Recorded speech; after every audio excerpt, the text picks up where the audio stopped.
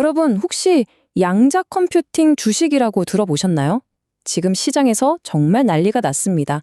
한쪽에선 미래를 바꿀 엄청난 기술이라고 하고, 다른 쪽에선 실체 없는 거품이라고 하죠.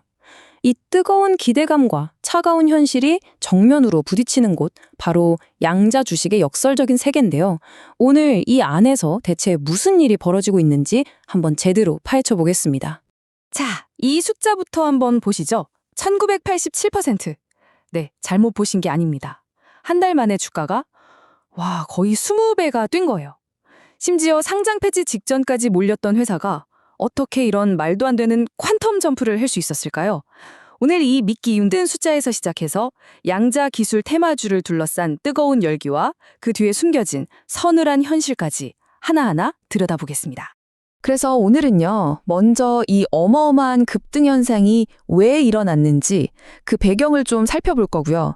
그 다음엔 이 화려한 포장지를 벗겨내고 그 속, 그러니까 냉정한 현실은 어떤지 들여다볼 겁니다. 과거에도 비슷한 일이 있었거든요. 2021년의 교훈도 한번 되짚어보고 마지막으로 가장 중요한 질문을 던져볼게요.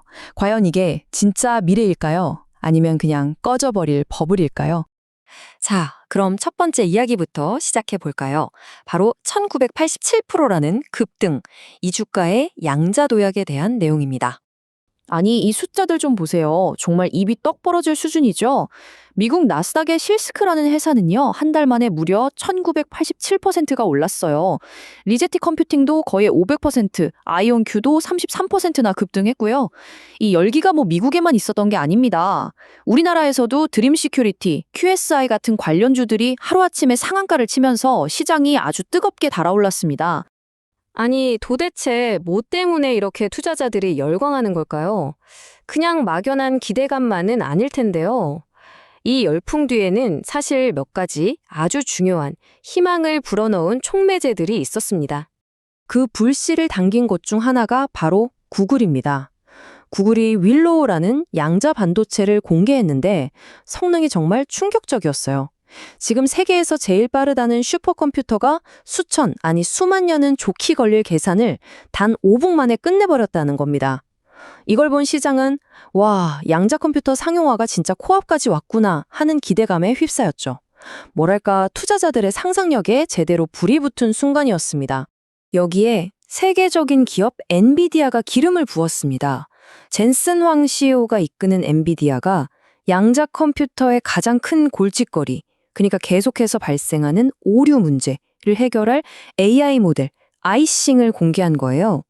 이게 뭐냐면 양자 컴퓨터가 계산하다가 오타를 내면 그걸 실시간으로 똑똑하게 교정해주는 조수 같은 기술이거든요. 상용화로 가는 길에 있던 아주 큰 산 하나를 넘을 수 있다는 강력한 신호탄이었죠. 그리고 정말 결정적인 한 방이 터집니다. 바로 그 젠슨 황 CEO가 예전에는 상용화까지 20년은 걸릴 거다 이랬거든요. 근데 그 말을 확 뒤집어 버린 거예요. 그거 틀렸다고요. 업계를 이끄는 리더가 이렇게 입장을 바꾸니까 시장의 낙관론은 그야말로 폭발적으로 커졌습니다. 우리가 생각하는 것보다 미래가 훨씬 더 빨리 오는 거 아니야? 이런 기대감이 시장 전체에 쫙 퍼진 거죠.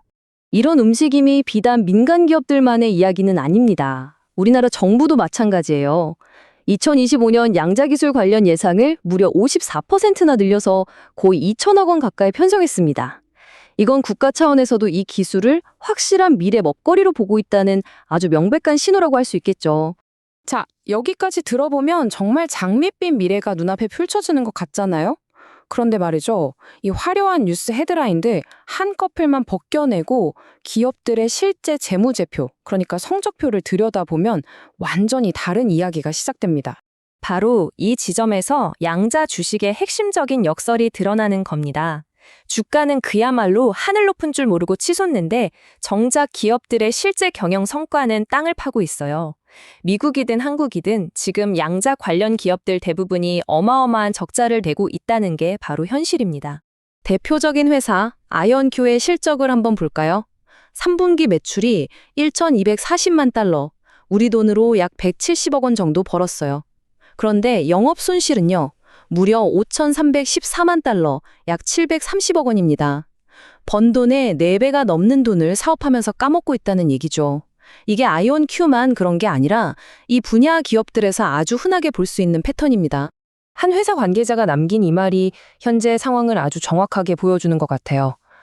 양자암호 사업을 하고는 있는데 아직 매출이나 이익으로 이어질 단계는 아니다. 정말 솔직한 말이죠. 기술의 가능성과 당장 돈을 버는 수익성 사이에 얼마나 큰 강이 흐르고 있는지를 그대로 보여주는 겁니다. 근데 여러분, 이런 현상 어딘가 익숙하지 않으세요? 사실 이거 처음 있는 일이 아닙니다. 마치 데자비처럼 불과 몇 년 전에도 거의 똑같은 일이 있었거든요. 시간을 잠깐 2021년으로 돌려서 역사가 어떻게 반복되는지 한번 보시죠. 자, 2021년 아이온큐 주가 흐름을 보면 모든 게 설명됩니다. 그해 10월에 약 9달러로 나스닥에 상장했죠. 근데 기대감이 막 몰리면서 한 달 만에 주가가 35달러까지 폭등합니다. 거의 4배가 뛴 거죠. 그런데 그게 끝이었어요. 불과 몇 달 뒤인 다음 해 4월, 주가는 거짓말처럼 다시 9달러, 원래 자리로 돌아왔습니다. 이 짧은 타임라인 하나가 테마주 투자가 얼마나 변동성이 크고 위험한지를 아주 극명하게 보여주는 사례라고 할 수 있겠습니다. 자, 이제 이 모든 조각들을 한번 맞춰볼까요? 우리는 지금 혁신적인 미래라는 거대한 기대와 수익성 없는 불안한 현실이라는 두 얼굴을 동시에 보고 있습니다. 이 양자역설이라는 복잡한 퍼즐을 우리는 과연 어떻게 풀어가야 할까요? 미국의 유명한 금융 전문가죠. 짐 크레이머가 이런 말을 했습니다.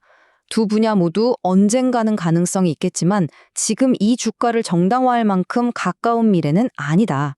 이게 지금 상황을 아주 정확하게 꿰뚫는 말 같아요. 장기적인 잠재력? 물론 있죠. 하지만 그게 지금의 이 엄청난 주식 가치를 설명할 수 있냐? 이건 완전히 다른 문제라는 겁니다. 결국 이 모든 이야기의 핵심은 이겁니다.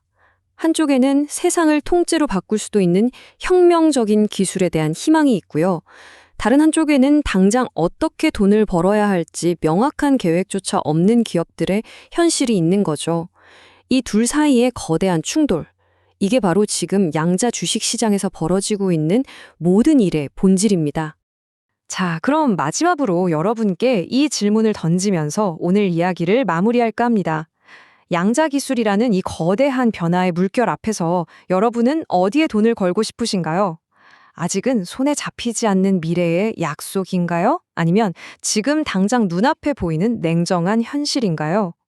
이건 단순히 기술이 좋냐 나쁘냐의 문제가 아니라 특정 기술에 투자하는 것과 특정 시점에 특정 주식에 투자하는 것이 어떻게 다른지에 대해 깊이 한번 생각해 볼 문제입니다.